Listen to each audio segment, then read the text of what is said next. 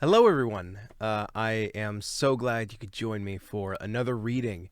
First off, as always, a huge thank you to my patrons. You guys are amazing. Bop, bop. If you would like to join them, there are links to do so, as well as other links to support the channel in the description below. Before I get started, I want to give a content warning for the next several chapters.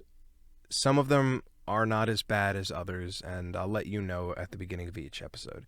However, as has been established, Luke and his crew are currently chasing a slave ship. There are, other creatures, other people, other characters who are enslaved aboard this vessel, and some of the content up ahead is a little dark, and so if you have any triggers, particularly violence and things like that, slavery, abuse, watch yourself, take care of yourself, and be cautious as we move forward. I don't want anyone being adversely affected by definitely the darkest part of this book, and without a doubt, I think one of the darker parts of any of the Redwall books. So just keep an eye on yourself and how the content is affecting you, and take care of yourselves, please. But I've got my drink. I've got the book. I've got my bookmark from Belligerently Bookish. Links in the description for these amazing artworks. I'm gonna try and put like a high-res image right here. They do amazing work. I think their shop is closed for now. They got an influx of orders. So, if that is something that interests you, definitely check them out. Their art is amazing. They're also just a great person in general. But we're going to jump right back into The Legend of Luke by Brian Jacques, Chapter 25. On an island, many leagues to the south, black smoke billowed above the crackling flames of what had once been a peaceful community of squirrels. Vermin, armed to the fangs, roamed in bands throughout the forest lands, slaying any beast who dared to oppose them. Screams rent the air, whips cracked as pitiless rogues rounded up those left alive.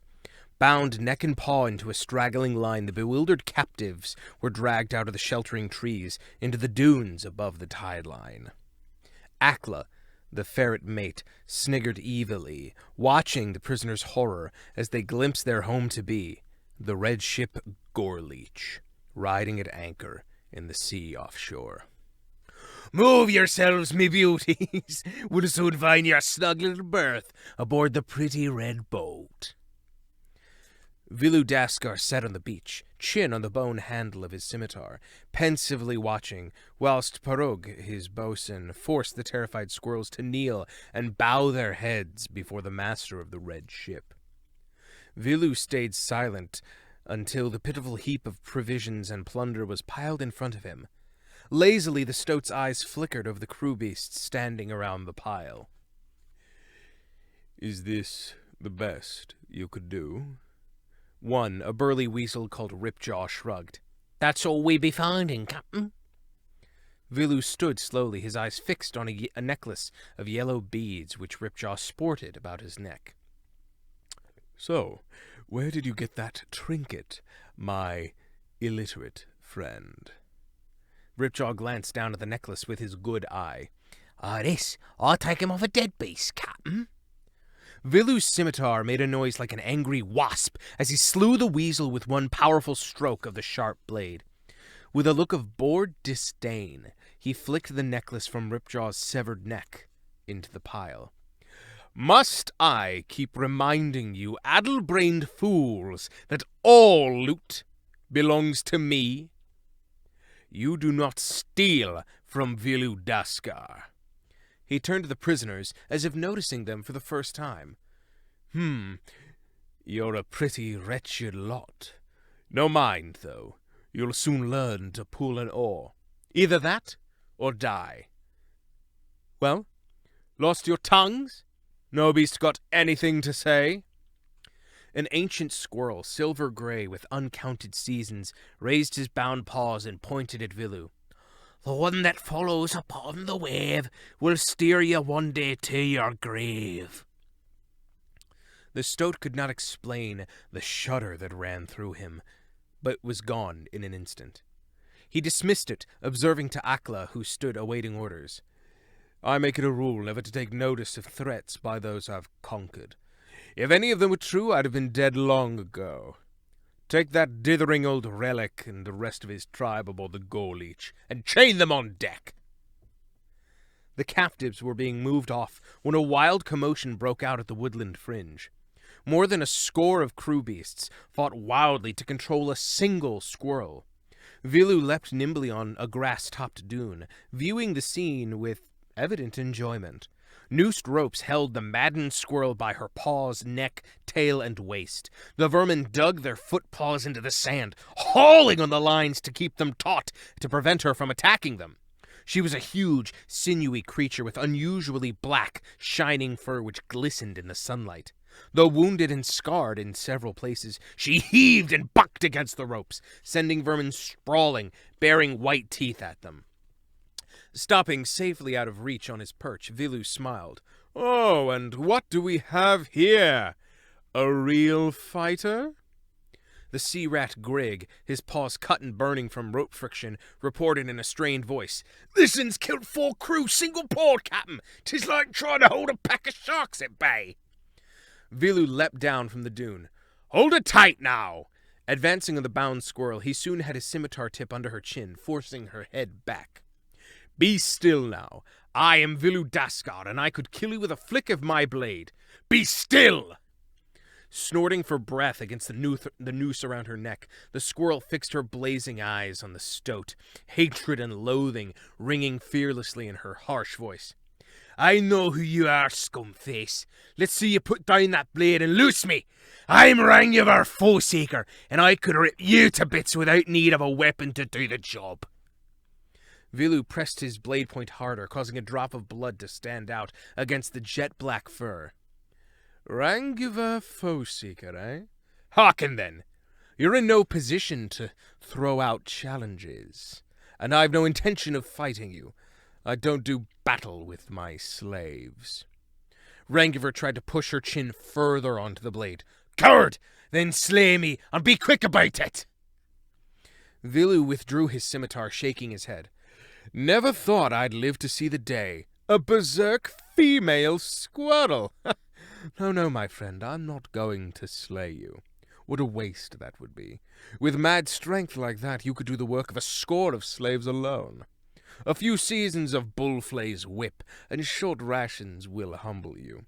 Down on the bottom deck, front row, the sea spray day and night should cool you down a bit. Take her away! You won't break me, dirt brain! Rangivar yelled as she was being dragged off. Don't close your eyes to sleep whilst Rangivar Foeseeker is aboard your cursed ship! Vilu Daskar picked up a pawful of dry sand and watched the breeze carry it away, remarking to Grig, Insults and threats, they're like sand on the wind to me, Grig. Here one moment, gone and forgotten the next.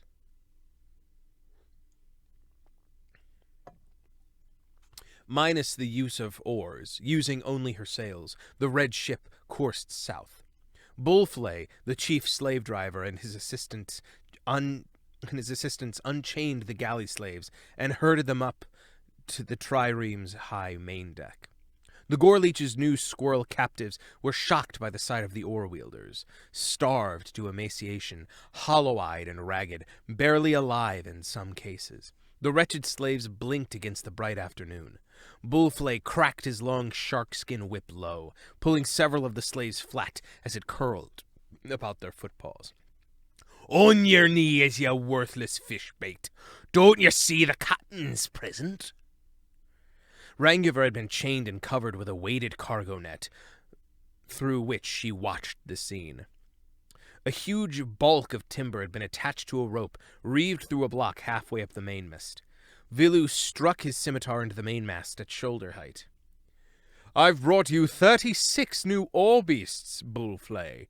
How many do you need? The big fat weasel saluted with his fearsome whip. I'll take every single one you've got, Captain Vilu. The pirate stoat signaled for some refreshment and a seat. Hurriedly, 4 crew members brought his chair, a flagon of his favorite damson wine, and a grilled fish. Seated comfortably, he picked delicately at the fish and sipped wine from a crystal goblet, watched by the hungry slaves. Wiping his lips on a silken kerchief, he nodded briefly to his chief slave driver. Bullflay grabbed the rope which had been reeved through the block and hauled on it until the bulk of timber was hoisted level with the scimitar sticking from the mast. "Haul the wood this high, or else!" He let the bulk drop to the deck. The weary oar slaves stood in line for their turn to haul up the bulk. Then he picked up his whip and cracked it over the new arrivals. "Come on, ye lot! Get below! We'll get ye chained to an oar nice and tidy like. Ha ha ha!" Getting the black squirrel Rangiver below was an awesome task. Keeping her bundled in the cargo net, a score of vermin dragged her through the decks until she was at the front seat of the vessel's bottom level. 8 of the sea rogues suffered wounds and injuries, but they finally got the berserker chained alone to one long, thick oar handle. Rangiver sat relatively quiet. She waited until other oar slaves were brought down and shackled into place in the sweeps. She questioned one, a tired old otter who looked as if he had seen many seasons slaving. "What was all that about on deck? The timber and the rope? Why do you have to haul it up? All of you?" The otter blinked back a tear from his craggy face. "Didn't you know, mate? Willowdaskar and Bullflay have got to have their bit of fun. 36 new oar slaves mean they've got to get rid of 36 old uns, so they finds the sickest and the weakest by making us hoist the log." "What happens to those who can't haul the log?" Rangiver could not stop herself from asking. The otter's husky voice shook as he explained. "That's when the real sport starts, mate. They sails the red ship out till land's too far away for a beast fit to swim back, and they runs out a plank. Willow gives the poor creatures their freedom, tells them they're free to swim back to shore, and forces them to walk the plank." Rangiver's fur stood up on the nape of her neck. "Do any ever make it, friend?" "What do you think? You saw the state of some of those slaves. If the big fishes don't get 'em, the sea does." Rangiver turned and murmured softly, "Well, at least you survived. What's your name?" Bowing his head until it touched the oar, the otter replied, "Norgal's my name. My father's name was Drenner. He used to sit where you're sitting now. That's his oar you're chained to. My old dad was one of those who couldn't haul the log." Slash! Crack! "Shut up, you scurvy bilge swabs!" Slave Master Bullflay swaggered up to his rail, directly in front of Rangiver. He wheeled the whip at Norgal, but the black squirrel sat straight up and took the blow. A big skinny rat positioned himself along Bullflay. Picking up a drumstick, he stood ready at the big drum which was used to keep the oar slaves pulling in time with each other. Bullflay winked at him, nodding towards Rangiver. "See that flea bit? Captain Villu said this squirrel's a real tough un. We'll have to pay her some special attention, won't we?" Fleabit's narrow frame shook with unconcealed glee. "Special attention? Right, Chief. We'll learn her." Rangiver's piercing stare raked the rat scornfully. "What could I learn from you, cocklebrain?" Crack! Bullflay's whip struck her. Rangiver transferred her dead stare to him without even blinking. "Is that the best you can do, Barrel Belly?" Choking with rage, the burly weasel flogged away at his new oar slave, using all of his strength. When he finished, his stomach was heaving in and out, and both paws were shaking violently with the exertion. "You dare talk to Slave Master Bullflay like that? I'll flay you to dull rags!" Rangiver, who had ducked her head to protect her face, raised her eyes. There was death dancing in them as she growled at Bullflay. "You big useless lump of mud. One day I'll kill you with my bare paws, even if I have to bite through these chains to get at you. Remember that, weasel." Bullflay could not bring himself to answer or raise his whip again. Rangiver's eyes had frightened him. He strode up down the walkway, laying left and right with his rip at the other oar slaves. "Silence there, and be ready to row when my drum starts to beat, if you want to keep fur on your backs."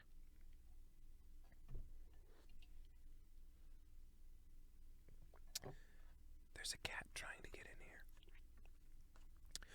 2 hours after daybreak next morning, a sea rat called down from his watch in the crow's nest.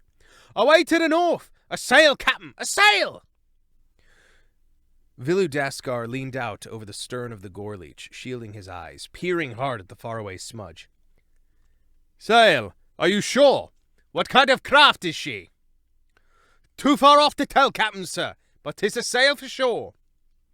Akla kept the tiller steady, awaiting Vilu's order.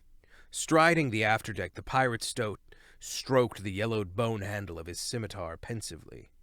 A sail. How far off are the Twin Islands, Akla?" "We should make 'em by tomorrow midday, with sail and full speed on the oars, Captain." His eyes fixed on the far-off object, Vilu replied, "Too fast. We'd lose her. No ship can keep up with mine under full sail and oars. Take it to half sail. Tell Bullflay to set the rowers to a steady beat. We'll let her keep us in sight, and that way we'll land at Twin Islands tomorrow night. Set your tiller south and a point west." The red ship sailed off on her new course, with the whips cracking on all 3 decks below. Oars rose and fell, pulling the Gorleech through the waves. The fresh captives groaned miserably as they bent their backs under the lash. And that is where we're going to end tonight's reading. Thank you so much for joining me. I do hope you tune in again next week for another reading. As always, huge thank you to my patrons. You guys are amazing. If you enjoy the readings, please like, share, subscribe, that whole thing. There are various links in the description down below for more content. I want to reiterate again moving forward that there is some very dark material approaching. I'm going to give content warnings before each chapter, but please remember to take care of yourself. But I'll see you guys next week. Hope you have a good week. Be safe. Wash your hands. Bye, guys.